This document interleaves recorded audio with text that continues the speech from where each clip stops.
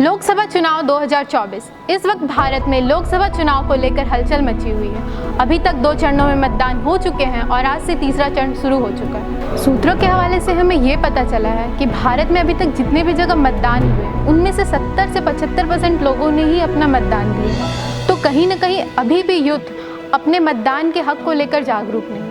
ऐसे में हमारे सीनियर्स और मेंटोर की ये रिस्पॉन्सिबिलिटी बनती है कि वो उन्हें मोटिवेट करे ताकि वो आगे आएँ और अपना वोट दें। नमस्कार, मैं प्रिया आप सभी का स्वागत करती हूँ NSU TV में। आज हम जानेंगे NSU के फैकल्टीज़ से कि उनकी क्या विचार इस बार के मतदान को लेकर और वो हमारे यूथ को कैसे मोटिवेट करेंगे कि वो अपना वोट दें।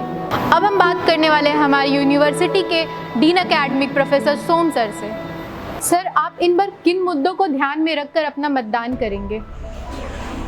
एक्चुअली ये तो हमेशा का मुद्दा है कि देश के लोग हमेशा एजुकेशन पर, एम्प्लॉयमेंट पर, महंगाई पर और पॉवर्टी इरेडिकेशन पर ज़्यादा ध्यान दें। इन्हीं मुद्दों पर वोट होना चाहिए, इन्हीं मुद्दों पर सरकार बनना चाहिए, सरकार का काम इन्हीं मुद्दों पर होना चाहिए, which are more viable and important for a country. Okay sir, जैसे कि हमारी यूनिवर्सिटी में बहुत सारे ऐसे स्टूडेंट्स हैं जो फर्स्ट टाइम वोटर है, तो आप उनके लिए क्या मैसेज देना चाहेंगे? उनके लिए तो मेरा मैसेज यही होगा कि वो जरूर वोट दें। ये पहला political entity of a student, ये पहला, क्योंकि समाज का कोई व्यक्ति राजनीति से बाहर नहीं हो सकता और राजनीति ही समाज का रूप तैयार करता है, ढांचा तैयार करता है, देश निर्माण करता है। तो हम पहले ऑथेंटिक मैनर में सही व्यक्ति को चुने तो वो सबसे बड़ा देशभक्ति का काम होगा। That is the first work of the student in political life. तो हम सारे लोग बच्चों को बोलेंगे कि पहला वोट जरूर दें, ये अपना पॉलिटिकल राइट है, ये जरूर इसका कामयाबी पर ध्यान दें। तो अब हम बात करेंगे हमारी यूनिवर्सिटी के dean administration professor Nazim sir से। आप जिस पार्टी को वोट देंगे, ऐसी उनमें क्या बात है जो उन्हें दूसरी पार्टी से अलग करती है? देखिए, सबसे पहले तो मैं वैसे पार्टी को वोट करना चाहूँगा जो देश हित में काम करे।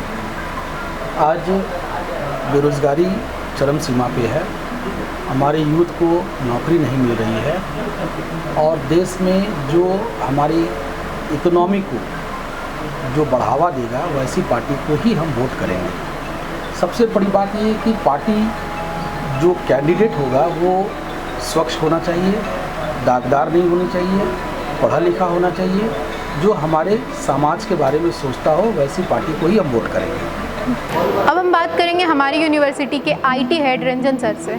सर, अगर इस बार 2024 के इलेक्शन में इंडियन अलायंस की सरकार बनती है तो आपके हिसाब से उनके तरफ से प्रधानमंत्री का चेहरा कौन होंगे? सबसे पहले तो ये चीज़ है कि अभी कहीं से भी हम लोग को मीडिया से या कहीं से भी ये दिख नहीं रहा है अभी तक इस तरीके का कुछ होने जा रहा है। लेकिन फिर भी वर्स्ट केस में अगर हम लोग मानते हैं कि अगर इंडियन अलायंस की अगर बनती है गवर्नमेंट तो 2-3 चेहरे हैं। जैसे आप बोल सकते हैं राहुल गांधी जो फर्स्ट कैटेगरी में आते हैं, इसके बाद नीतीश, ये तेजस्वी यादव, 2, बस ये 2 लोग आपको दिख रहे हैं। लेकिन जो सबसे बेस्ट जो चेहरा होगा वो राहुल गांधी है। अब हम बात करेंगे मैनेजमेंट की head of department Pooja ma'am से। मैम, हमारी यूनिवर्सिटी में बहुत सारे स्टूडेंट हैं जो फर्स्ट टाइम वोटर है, तो आप उन्हें कुछ ऐसे मैसेज और या फिर कैसे मोटिवेट करेंगे कि वो वोट दें?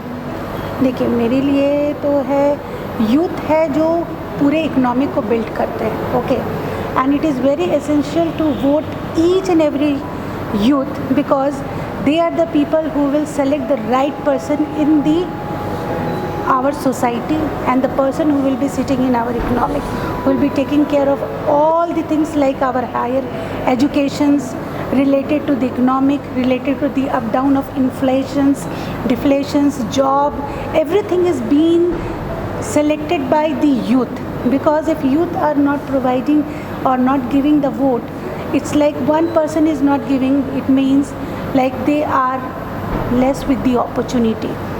So I think youth should give vote in every time because it is their duty and everyone should perform their duty accordingly because if they want to make India better, they have to vote.